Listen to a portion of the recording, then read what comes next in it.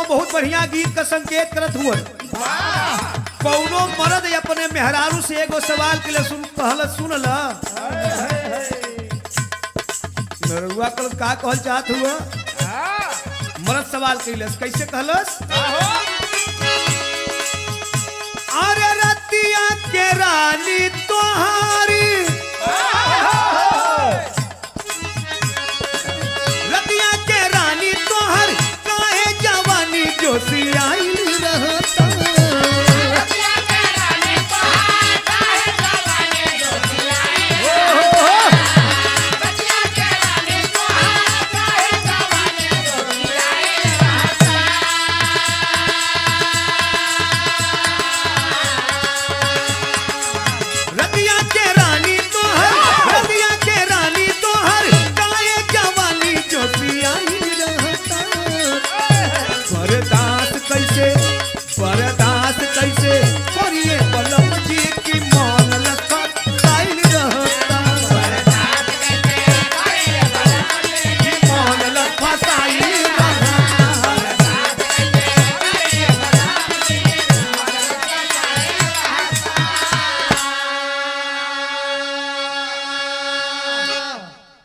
अच्छा, सर्वप्रथम हम भोजपुरी बिरहा गायक राम आशीष यादव एंड पार्टी भोजपुरिया भाई लोग का हार्दिक अभिनंदन वंदन स्वागत करते हुए चरणों में नमन प्रणाम करते हुए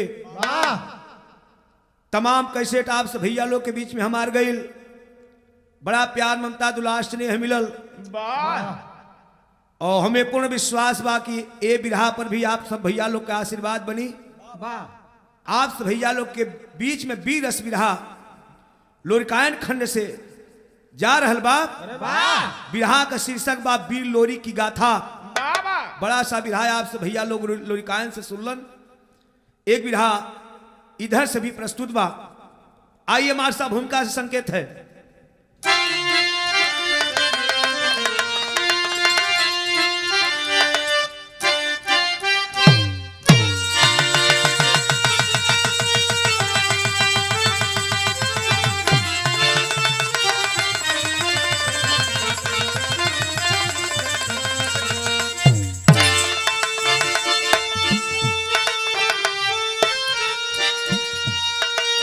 भूमिका के अंतर्गत कवि की कलम संकेत करती है उस जवान उस वीर लोरिक के लिए। आइए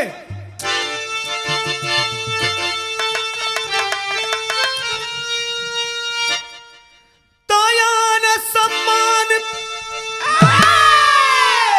आन सम्मान खातिर समर भूमि में और जान ले करीब हथेली पे सीखा जो लड़ना। पांव आगे बढ़ा कर हटाए नहीं। हास्य मर्दा की हाथी है वीरों में गरीना। गांव गौरा के लोरी का बुलंदी पे थे और जालिमों के कभी जुर्म सहते नहीं। पीठ पे धूल लागे यखारे बिना अजय उस्ताद लोरिक से कहते यही।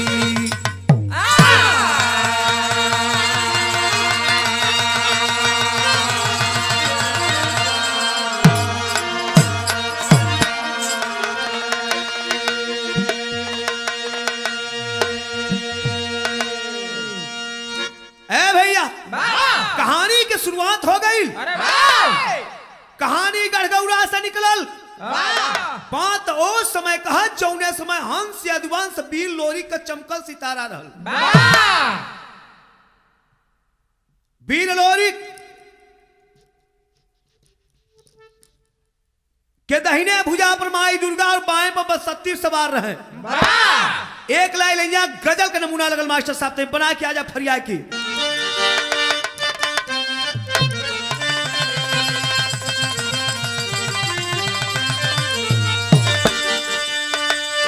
अरे अगर आ गए हो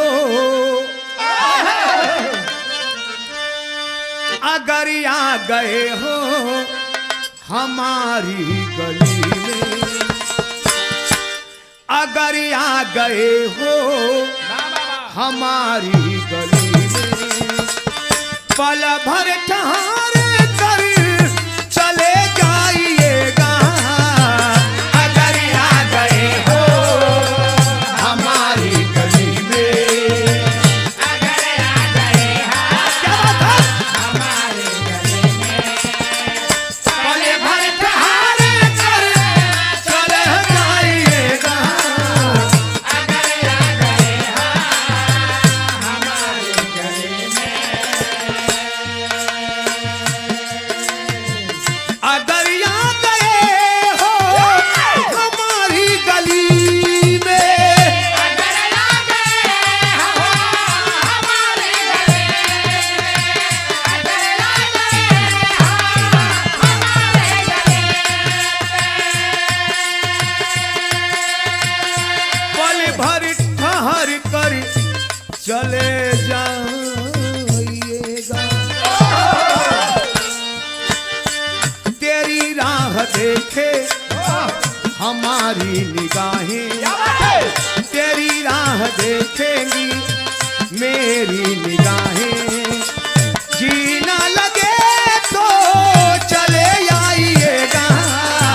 तेरी राह देखेंगी मेरी निगाहें, तेरी राह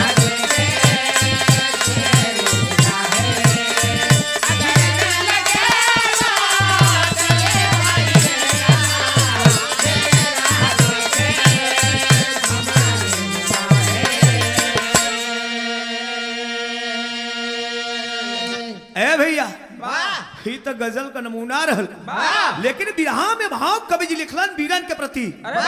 आवा मास्टर साहब,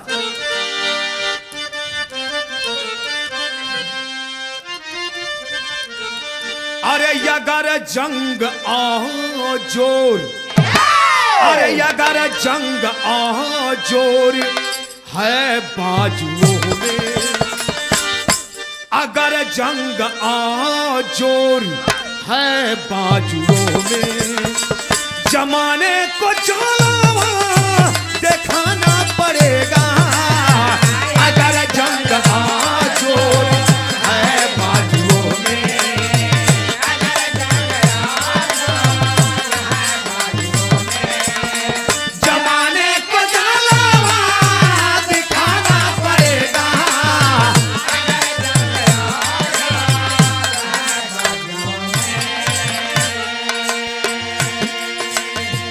अगर जंग या जो है बाजुओं में,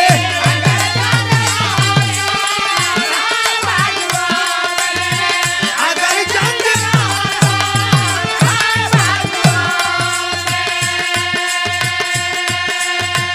जमाने को जलवा दिखाना पड़ेगा। अबला की असमत, अबला की असमत लगे दांव पर जब, अबला की असमत लगे दांव पर जब, बलिदान होकर बचाना पड़ेगा। अबला की असमत लगे दांव पर जब,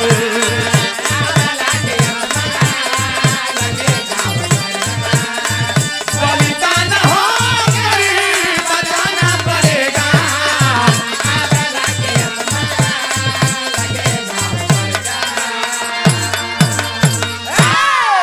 ए भैया, वीर लोरिक एक समाजवादी व्यक्तित्व के धनी थे। हंस यदुवंश वीर लोरिक न्याय के प्रति लड़ना सीखे। यहां से नजम का भाव लगल मास्टर साहब,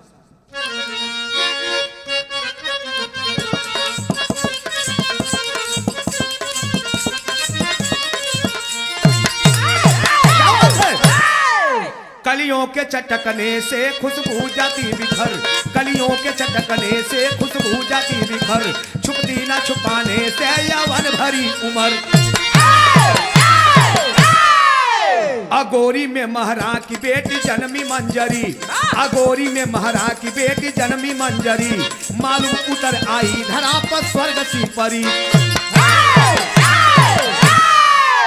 संचित हुआ जब धीरे धीरे रस सरोज में, संचित हुआ जब धीरे धीरे रस सरोज में, चढ़ दिए महाराज शिवचन घर भर की खोज में।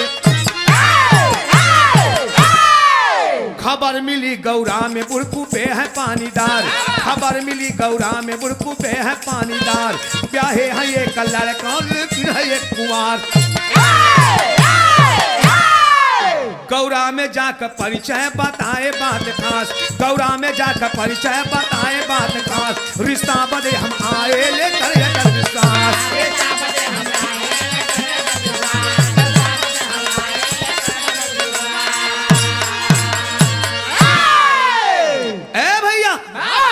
हगोरी के रहे वाला माहर यादव, माहर यादव का बिटिया मंजरी जब 16 बसंत पार कैलस बाबू, तब पंचो जाने ला जेकरे घरे में बिटिया सयान हो जा बाप मतारी के चिंता बढ़ जाला।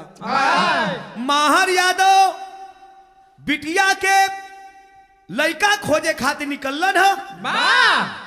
घर मिले तो बर नहीं, बर मिले तो घर नहीं। माहर यादव बड़ा चिंता में हुवन। इधर खबर लगल कि काज उठेगा, परेशान हुआ माहर। गौरा में बुड़कूबे दादा का छोटका लड़का या भाई कुंवार बा। माहर यादव कलन की सही बात बा, हम झूठे चारी ओरी परेशान बाड़ी। ए भैया माहर यादव अपने साथ शिवचंद के बोलौलन अचल पड़ना गौरा नगर में। मैं गौरा नगर में गयल हुआ, बुड़कूबे दादा वही दुआरी पर बैठल हुआ, चारपाई पर बैठल हुआ। बुड़कूबे दादा देखलन, नमस्ते प्रणाम भयल।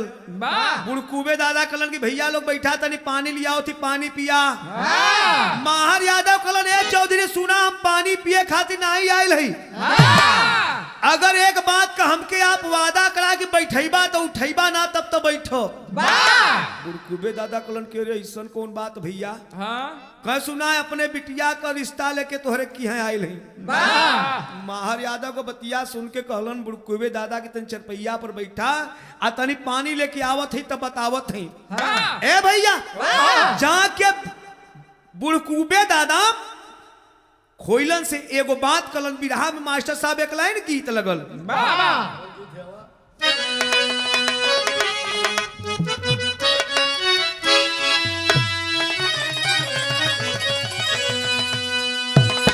अरे पियत कबीरिया उड़ावत धुआवा झुमत आवैना, पियत कबीरिया उड़ावत धुआवा झुमत आवैना, हो झुमत आवैना, कांचा हरिया से बलामा झुमत आवैना।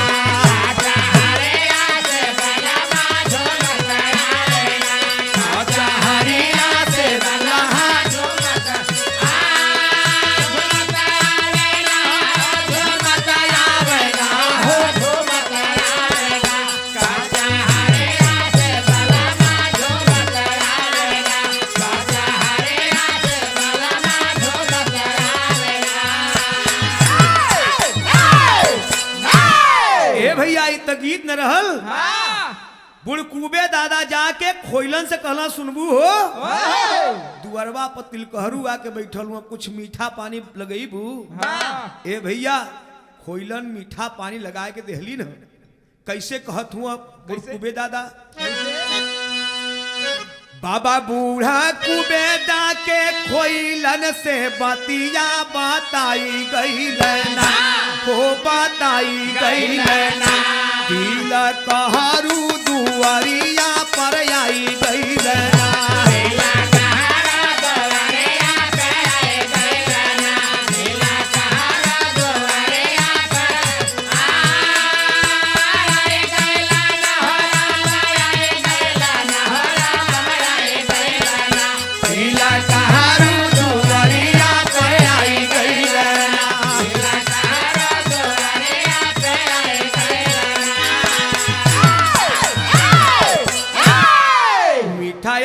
पनिया दालनिया से बुढ़ाऊ जुटाई गई लेना,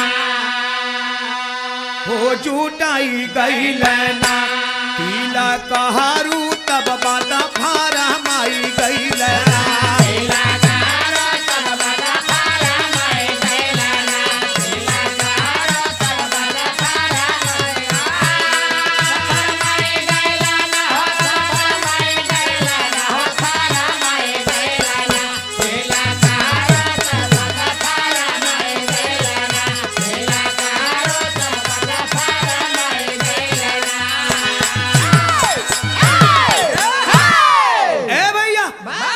बुड़कुबे दादा लोटा का पानी मीठा लेके अइलन। माहर यादव कलन सुनाए चौधरी ऐसे हमन के पानी ना पियल जाई। ए भैया इतना बतिया जब बुड़कुबे दादा सुनलन कलन की आखिर भैया पानी पियबा कैसे? तिलकहरू बतावा थोड़ी कैसे पानी पियल जाए। बिरहा में गीत बदल गई।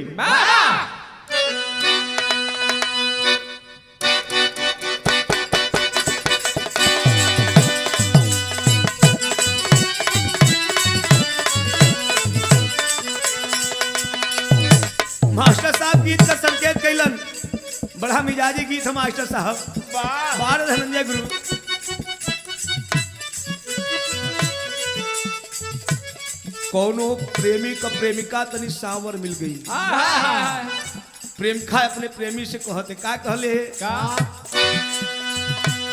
अरे तोहरो सावर रंग मन नहीं भावे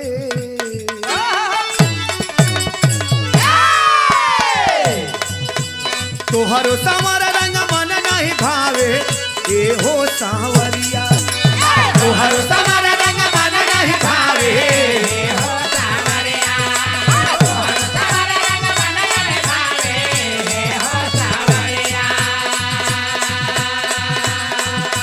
तोहरो सावर रंग मन नहीं भावे ए हो सावरिया दिलवा में जगह देगा दिलवा में जगह देगा का करी गोर करिया दिलवा में जगह देगा का करी गोर करिया दिलवा में जगह देगा का करी गोर करिया।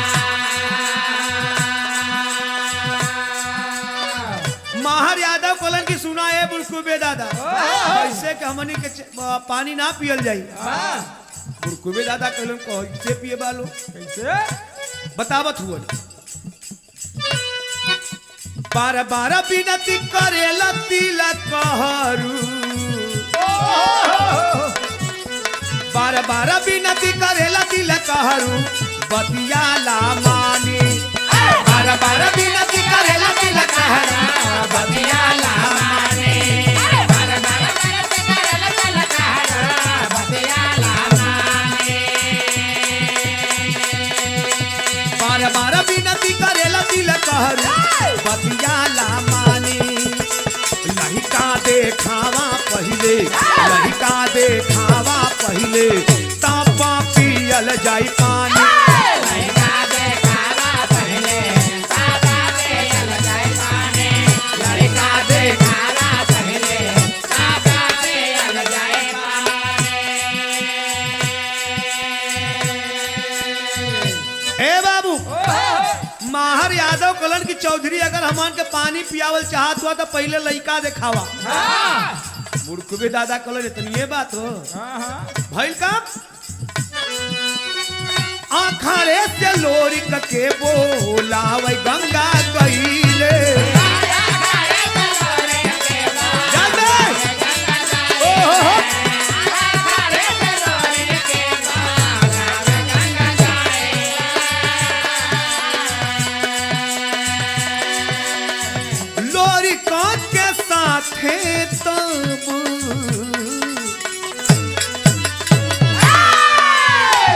लोरिका के साथे तब अजई भी आइले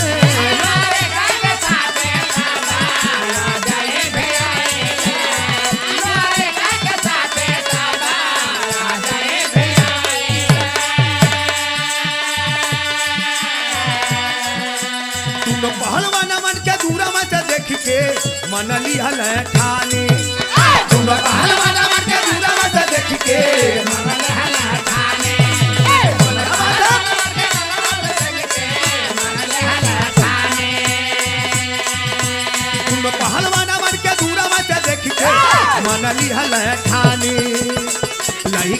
देखावा पहिले लइका देखावा पहिले ताप पियल जाई पानी लइका देखावा पहिले ताप पियल जाई पानी लइका देखावा पहिले ताप पियल जाई पानी। ए भैया बुड़कूबे दादा गंगा नाव के बुलाए के कहलन कि जा वही अखाड़े पर लोरी रियाज मारत हुवन जाए कौन से कौदा की घरवा तिलकहरू आइल हुवन। ए भैया गंगा नाव भागल भागल वो अखाड़ा पर गईला जहाँ की वीर लोरी के रियाज मारत हुवन गईला कहला बड़का लड़वैया भलुआ ये अखाड़वा पर लड़बा की घरों का लड़ाई लड़बा। लोरी कलन की कोहो तू का कहल चाहत हुआ कहे कुछ कहल ना चाहते तू अरवा पर तिलकहरू आके बैठल हुआ चला बाबूजी बड़ा झटका से बोलावत हुआ। ए भैया वीर लोरी जब इतना बात सुनलो ना अखाड़े से चल पड़लन आज जब अखाड़े से चलल हुन पंचो उसमें साथे में उनकर उस्ताद अजय भी चलन जब दोनों ही वीर मचलत चलल हुआ द्वारे पर पहुंचलन आ दूरवा से जब देखलन न तिलकहरू देख के लोग का छठा भइल का बिरहा में विदेशिया का भाव लगल अरे लोरी का आ जाई के अरे देखे महरा शिवा चंद आ सोच विधि साचा में का ढलल सूरतिया मंजरी अनुपी के अरे शादी हुई है संगवई हो आए कि गौवा से दोनों जई है बरतिया। ए भैया वीर लोरी के अजय के देख के तिलकहरू लगल सोचे कि अरे बाप बाप इतना सुंदर जोड़ा गली गली घूम घली लेकिन ऐसा जोड़ा मिलबे ना कही आ मिलबो कही तो दू ठे मिलल हमन के दिल के तमन्ना पूर्ण हो जाई अनुपियो का शादी हो जाई मंजरियों का शादी हो जाई। ए भैया दोनों जाने आपस में काना फूसी करत हुवन बुड़कूबे दादा के खोद के सवाल कैलन का कहलन आ धीरे धीरे भेद बूढ़े कुबे से पूछन लागे आ बोले बूढ़ा कुबे अजई धोबी के जतिया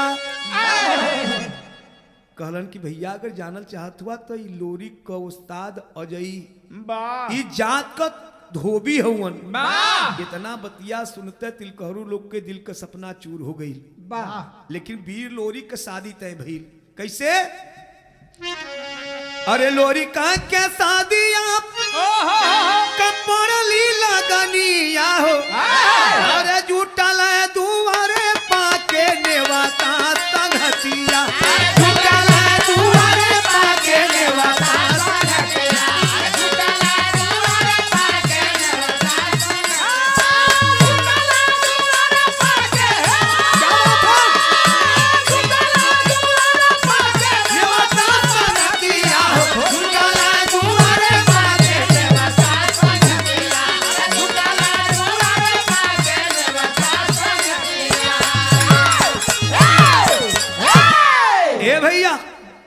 लोरी के शादी का दिन रखा गई सज धज के बारात गढ़गौरा नगर से अगोरी खातिर के रवाना भइल तो जौने समय वीर लोरी के दुल्हा बन के बैठल हुआ पंचो तो सचहू में भगवान श्री राम आके बैठ गल हूँ क्या छटा है इधर मंजरी भी कम ना ही मंजरी दिल में सपना सजावत है बिरहा के शैली में संकेत है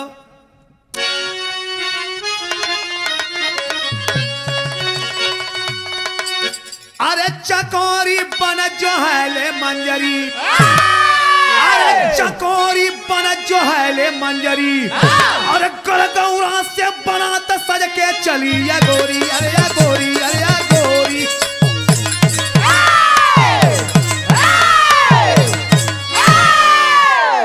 चकोरी बन जो है ले मंजरी गढ़गौरा से बारात सज के चली या गोरी दिल में सपना सजावत है मंजरी आवा मास्टर साहब घर महरा के बारात पहुंची घर पहुंची सोहरत नगर के गावन में गावत गारी हिल मिल नारी तन मन हरि पर छावन में खुशियाँ पार मंजरी को थी स्वामी से मांग भरावन में मिलाई कली माँ बुल की गली मिलाई कली माँ बुल की गली होली जल रही थी सावन में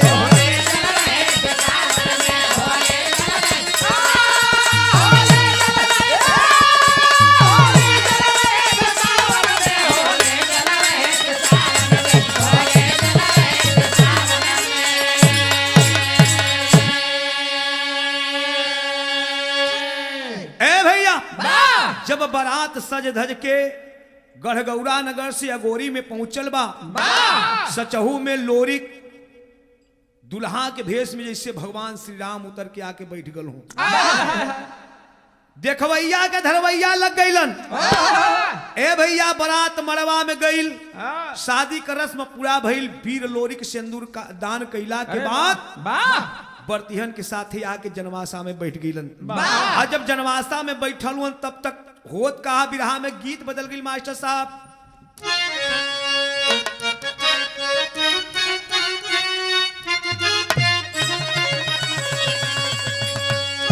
बड़ा मिजाजी गीत हो ये हमारे धनंजय वो भौजी गावलिन कैसे गावलिन मास्टर साहब बाबा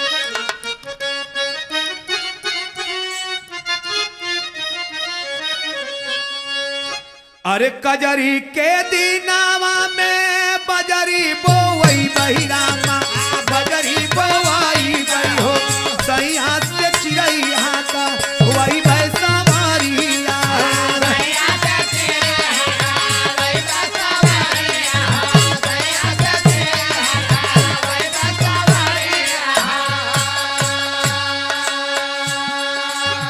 लेकिन बिरहा में भाव लगल दुल्हा बारात समियाना में गईल जब दुल्हा बारात समियाना में गईल समियाना में गईल जब कलपी रोवे मंजरी दुल्हिया हो क्या बात है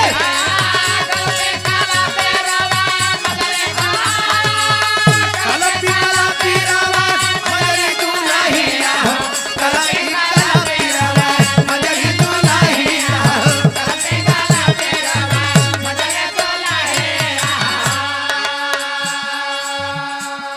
ए भैया बारात वीर लोरी के साथे जाके जनवासा में बैठल बा तब तक एक आवाज लगल जैसे कौनो रात के समय अबला मेहरारू रोवत होके और बड़ा दुख में विपत में होके वीर लोरी के जब सुनलन है गंगा नाऊ से लोरी बोले बचनिया यारे गंगा नाऊ से लोरी बोले बचनिया यारे बोले बचनिया सगुना में या सगुना लागे तबाहिया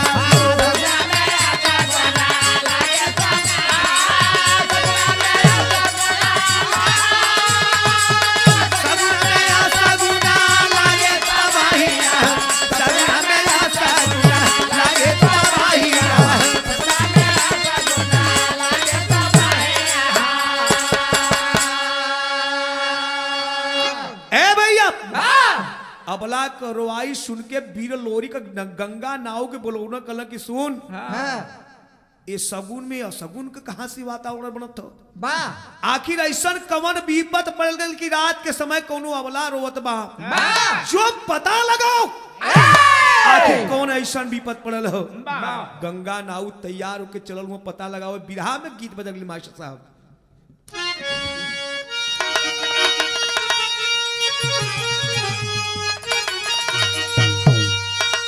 दिखाइए मैं प्रकाश भौजी गावली कैसे गावली मास्टर कैसे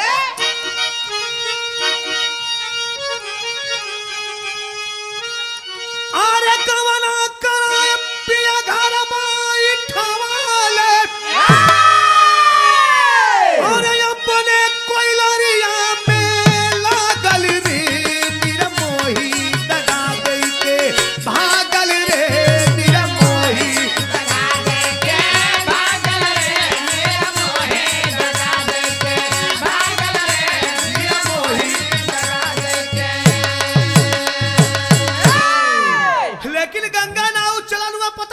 लगावे कैसे मास्टर साहब और पता लगावा और गंगा नाव चला ले और कमन कहे रोवत माँ आंसू से चेहरावा धोवत माँ आंसू से चेहरावा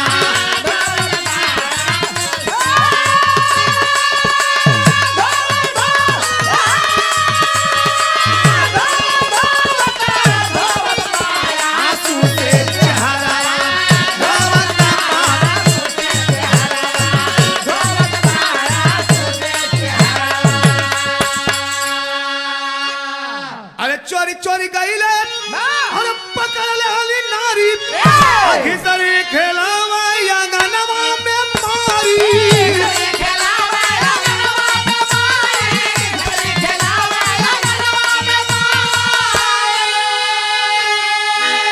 कैसन मरद मेहरारून में आइल कैसन मरद और मेहरारून में आइल और ना जाने पूरी का धोवत माया सूते चेहरा धोवत माया सूते चेहरा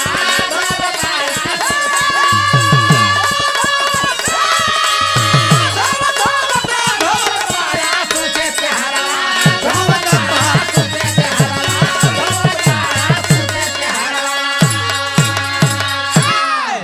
ए भैया गंगा नाव पता लगावे खातिर चलल हुवन जैसे ही महार यादव के द्वारे पर गईला न पंचो चोरी छुपके से जात हुवन अच्छा तो किस्मत का खेल देखा जाए के दूसरे ओरी पहुंच गलन मेहरारू रोनी मेहरारू को लोई अंगना में गीत गावत ही नटका खेलत ही पकड़ लो सखी मेहरारू की ओरे एकरे लाज शर्म ना लगत है कहां से ईमान आ गई पकड़ के मेहरारू है गट्टा लगनी वही अंगने में घिसरावा लगनी लाते लाते लतियावा बाप माई शुरू कैले वन तब तक वही में मंजरी कमतारी पटोरा आ गई जब पटोरा आ गई जाके गंगा नाऊ है गोड़ पकड़लन के मतारी अब मरवैबू तक गाय मरवैबू गोड़ पकड़ के रोके एगो बात कलन ते गीत बदलली मास्टर अरे सुना तो हैया पटोरा मोरी मैया अले आइली बारावा कहाँ पारिया धाई धाई पौआ रोवेल नौआ ले आइली बारावा कहाँ पारिया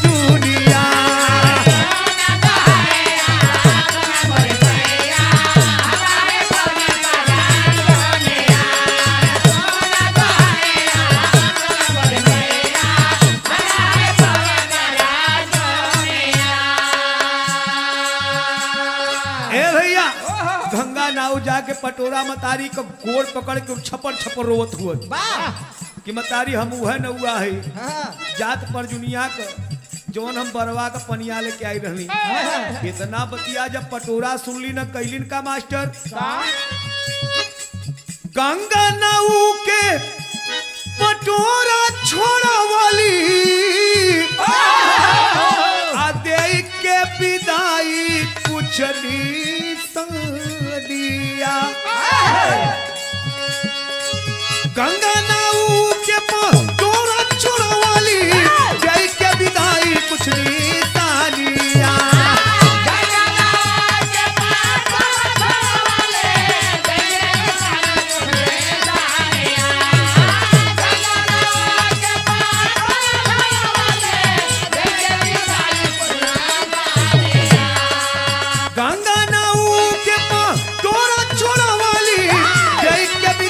कुछ नहीं सानिया तब तारा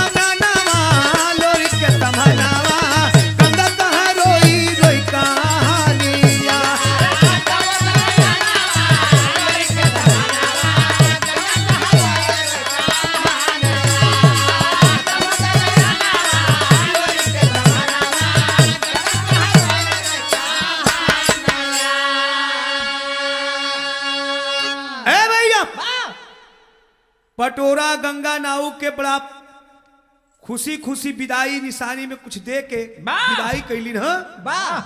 आ जब गंगा नाऊ जनवासा में अलन जहाँ के वीर लोरी के बैठल हुआ रो रो के गाथा बताओ कि भैया का बताई। वीर लोरी कहला अरे आखिर ऐसा कवन विपत पड़ गयल ये सगुन में असगुन हो गयल। आखिर वो अबला रोवत कहे के आउ अबला हो के गंगा नाऊ रो रो के बतौलन गीत बदल गई।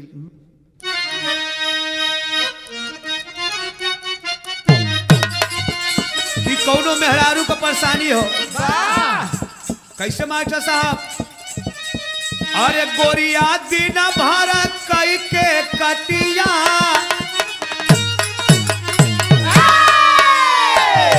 अरे गोरिया अरे दिन भर कई के कटिया गोरिया दिन भर कई के कटिया गोरिया दिन भर कई के कटिया लेके सजिया के सिलवटिया अगना पीसे मसाला दा गोरिया दिन भर कई के कटिया लेके सजिया के सिलवटिया गोरिया दिन भर कई के कटिया लेके सजिया के सिलवटिया अगना पीसे मसाला। ए भैया ही तो गीत रहा लेकिन गंगा नाऊ के आंख से आंसू गिरत हो। फिर लोरी कलर क्या रे गंगा आखिर ऐसा कौन विपत का मारल मेहरारू काहे रोवत है। गंगा नाऊ बतावत हो कि पूछते हुआ भैया तो सुना का बतौलन हो। अरे सेनुरा टटक सजल गानवा अरे सेनुरा टटक सजल गानवा सेनुरा टटके सजल गहनवा सेनुरा टटके सजल गहनवा रोवत रहली राउर जननवा नहीं मालूम करनवा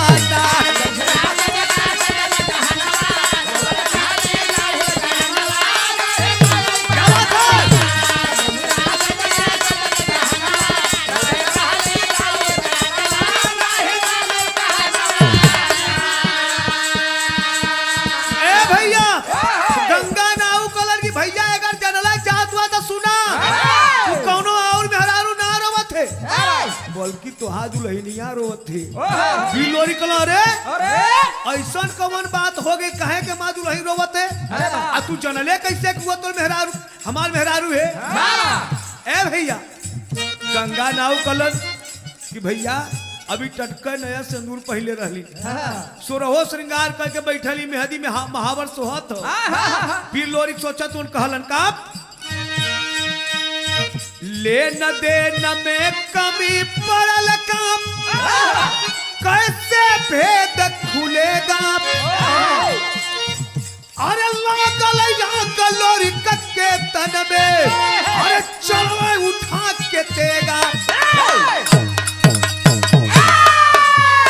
बोले मंजारी के सभनवा बोले मंजारी के सभनवा काहे करे लू तू रदनवा नहीं मालूम करनवा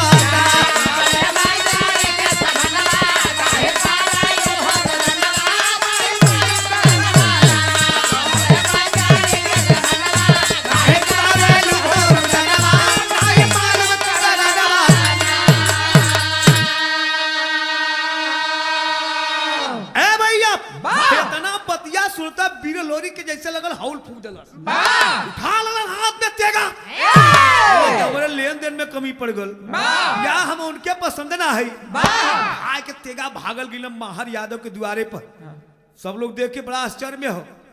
दुआरी में से घुसलन जाके कोहबर घर में बैठलन कहलन कि अरे आखिर कहाँ बात हो ये अधियाइल रात में तू रोवत हो हमारे लेन देन में कमी पड़ गयल या हम तोहके पसंद ना है। मंजरी कहलिन कि नाही सैया बड़ा भाग्य से आप जैसा मर्द का मोहब्बत हमके लिखल हो लेकिन एक बात का तकलीफ हो खुशी तो अपार हो लेकिन खुशी में कुछ दुख भी हो। रोकर के मंजरी लोरिक से अरे रोकर के मंजरी लोरिक से तब सारा भेद बताइए। संपन्न हुई शादी मेरी पर कजा याद की आई है मंजरी कलश की सैया हम बड़ा खुश है, लेकिन जितने खुशी उतने गम भी हो। काहे होकर के विदा सुबह में जब होकर के विदा सुबह में जब डोला गौरा को जाएगा, अरे छिलवाएगा राजा मुलागिता आपका कत्ल करवाएगा। मंजरी बतौली की सुना, जब सुबेरे में डोला सज के गढ़गौरा खातिर के लेके चलबा, राजा मुला के छिलवा के आपका कत्ल करवा दे। वो कहे बचपन से मेरे गले में यह बचपन से मेरे गले में यह धागा उसने पहनाया है। मंजरी का भौरा बनूंगा मैं, वह पापी कसम को खाया है। मंजरी बतौली की सुना सैया, जब हम छोट रहली तब भाई राजा मुलागित लिया कि देखा हमारे गले में धागा बनलस कि जौने दिन मंजरी सयान हो जाई, ओह दिन की आपन दुल्हन बना के ले जाई। लोरिक बोले पाषाण हूं मैं। कहन की सुना, ऐ मंजरी शायद तुझे पता नहीं है, सुन ले एक बात। लोरिक बोले पाषाण हूं मैं, लोरिक बोले पाषाण हूं मैं, वह शीशा जब टकराएगा होकर के सारा बल पौरुष वह चूर चूर हो जाएगा। लोरी कलन की ऐसा ऐसा तो मरद ना, अगर वो शीशा तब पाषाण है, जब एक बार टकराई तो करे समझ में आ जाए कोई बल पौरुष कुल खो जाई। तब तक घर के लोग लेके चारपाई लिया, कोई कोहबर घर में बिछवा देलन। एक पलंग पर कोहबर घर में, एक पलंग पर कोहबर घर में एक साथे सोए 9 दंपत्ति, और बीच में तेगा देता पहरा लुटे नहीं तन की संपत्ति। वही कोहबर घर में एक चारपाई बिछा देवल गईल, एक तरफ मंजरी सुतल है, एक तरफ वीर लोरी, और बीच में तेगा पहरा देत हो। इधर राजा मुलागित के पता चलल कि गढ़गौरा कहैया अहिरे आके माहर यादव के छोटकी बिटिया मंजरी से शादी कर लेलस। ए भैया, राजा मुलागित अपने संगियन दोस्तन में जाके ऐलान कर देलस जे ही पता लगा के बता दे कि आज मंजरी कहां सुतल है, तो भाई का पहपर में संकेत हो।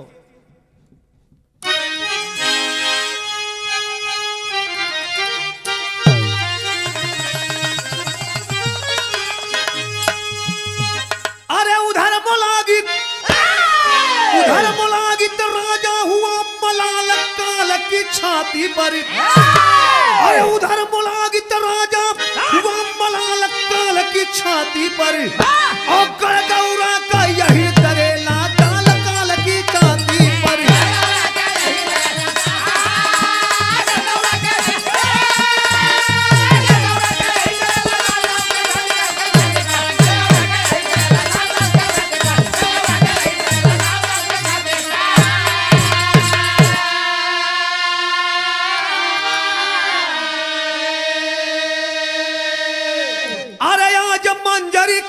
सोई अरे जे की पता लगाई हो, और दूंगा इनाम 5 गांव, जीवन भर मौज उड़ाई हम।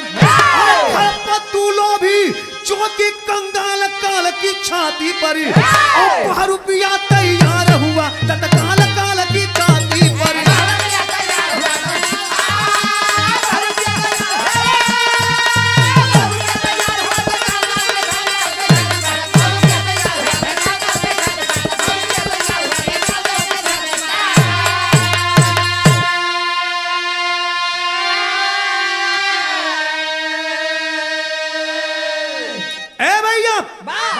राजा मुलागित एकदम क्रोध में लाल हो, ऐलान करा देलस जे ही पता लगा कि हमके बता दे कि आज मंजरी कहां सुतल है, ओके इनाम में 5 गांव दे दे, जिंदगी भर जिंदगी खुशी से बिताई। वही गौवा के रहे वाला खरपत्तू बहरूपिया का काम करो, ओके खबर लगल, खरपतुआ तैयार हो गयल, धन के लालच में तैयार हो के अपन बहरूपिया का रूप बना के चलल, आल्हा में संकेत हो।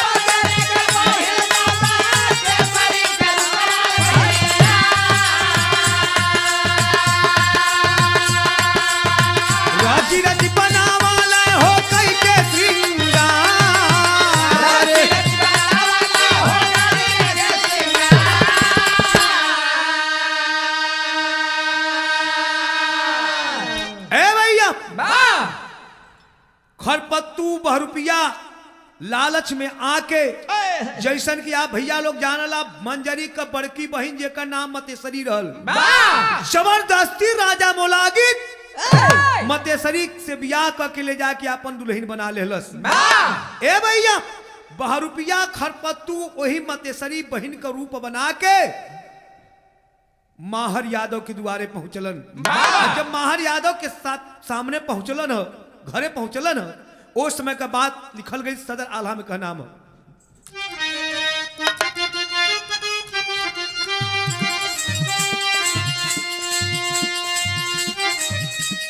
चोरी चोरी अगोरी में महारा के घरा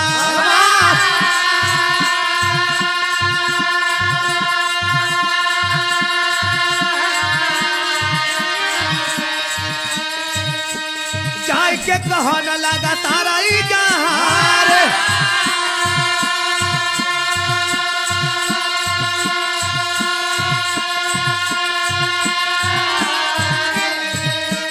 घोड़वा में डोलावा फनई है बीरा लोरी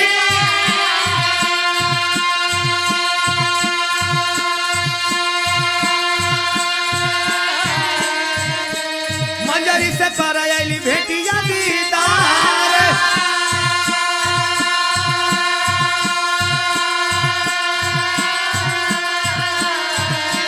कह सब गुजरिया बहनी भेंट करिया भोरावा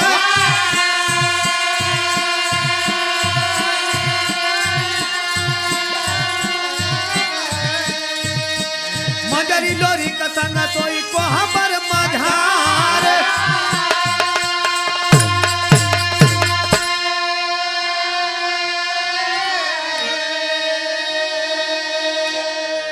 ए भैया खरपत्तू बहुरुपिया मतेसरी का रूप बना के माहर यादव के घरे पहुंचलन। मेहरारुल कुलंगने में बैठल जाके मतेसरी का रूप बना के कहलिन बहुरुपिया खरपत्तू कहलस कि सुनबू ए बहिन चोरी से राजा मोलागित के भागल भागल अली ह भोरवा में वीर लोरिक हमरे बहन के डोला फना के गड़गौरा चल जइयन तनी से अपने बहनिया से भेंट अखबार कर लेही। मेहरुआ कहली बहनी अइलू तो जरूर लेकिन एक बात बा कि वीर लोरी के अपने दुल्हन मंजरी के साथ ओई कोहबर घर में एक चारपाई पर सुतल हुवन। मतेसरी का रूप बनोले बहुरुपिया कलस की भाई ये तब आई गईली पता लगा लेलस तो कलस जब आ गईली ऐसा देखूले ही भाई कब सब लोग मन के धोखा दे के रतिया में सब लोग मन के धोखा दे के रतिया में सेनिया लगाया खरपत्तू होती यार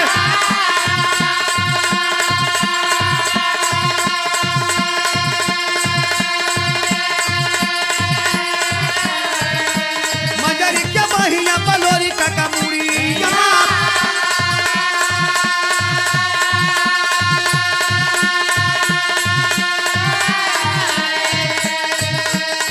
खरपत्तू खिचलिया तब कटार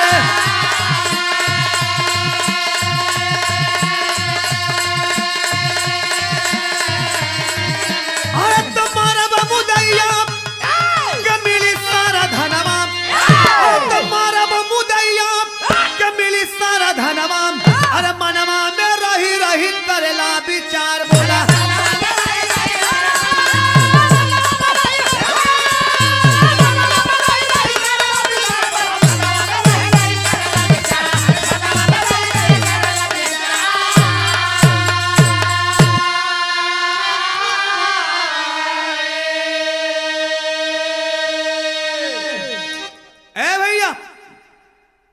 खरपत्तू बहुरुपिया जब मेहरारू से खबर मिल गई जान लेलस कि वीर लोरी कोहबर घर में मंजरी के साथ सुतल हुआ तो लगल सोचे कि ये भाई अगर हम देखले पर जाके राजा मोलागित से बता दे तो हमके 5 गांव इनाम में दिहन वही वीर लोरी के मार दे तो हमके बहुत ज्यादा धन मिली। जाके वही कोहबर घर के बगल वही घर में सेन लगा दिलस। आ जब वो कोठरी में प्रवेश कैलस तो देखा था कि वही बाह पर मुड़ी रख के वीर लोरी सुतल हुआ निकाल लेलस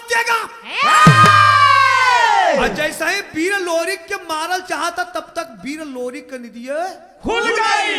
आखिरी भाव लगल। वाह वाह।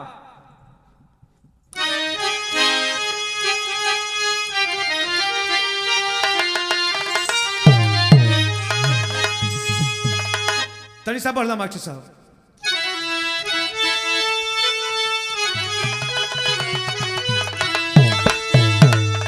आरे जे कर पहरा देली दुर्गा माई जगह में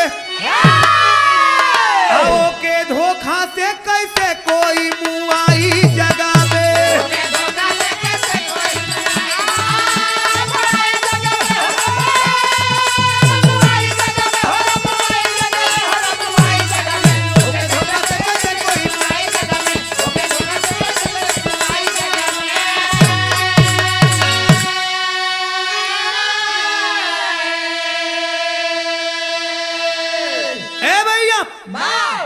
खरपत्तू बहुरुपिया निकाल के कटार जैसे ही मारल चाहता तब तक भइल का अरे निदिया टूटल लोरी मारे तलवरिया आगिराला खरपत्तू काटी गइली कमरिया।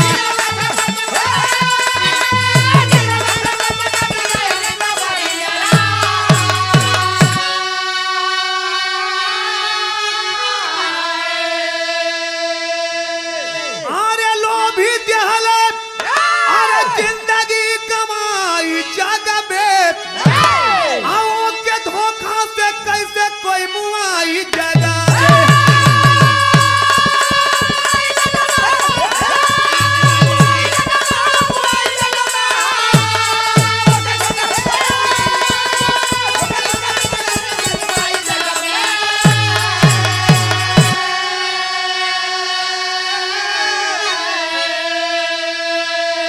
ए बाबू जैसे ही खरपत्तू बहुरुपिया वीर लोरिक के मारल चाहता तब तक देखा आदि शक्ति भगवती माता दुर्गा के परम पुजारे वीर लोरिक का नींद खुल गल। जैसे ही नींद खुलल जो बिचवा में तेगा रखल तेगवा धीरे से उठौलन अब बस ऐसे हिलौलन बहुरुपिया खरपत्तू के वही कमर पर लगल कमर धड़ अलग हो गल भाई का अरे बड़े बड़े वीर कैला अरे लोरिक से लड़ाई अरे चिरौल का धारा दिया गईली लोहू से रंगाई।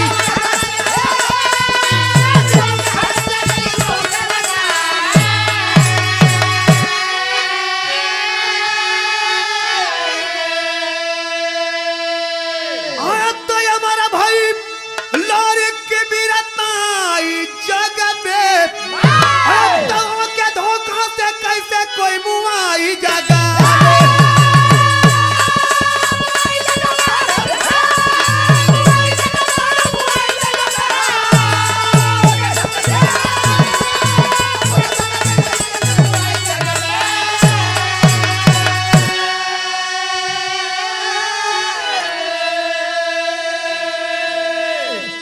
यहीं से कहानी समाप्त हुई। खानदान का परिचय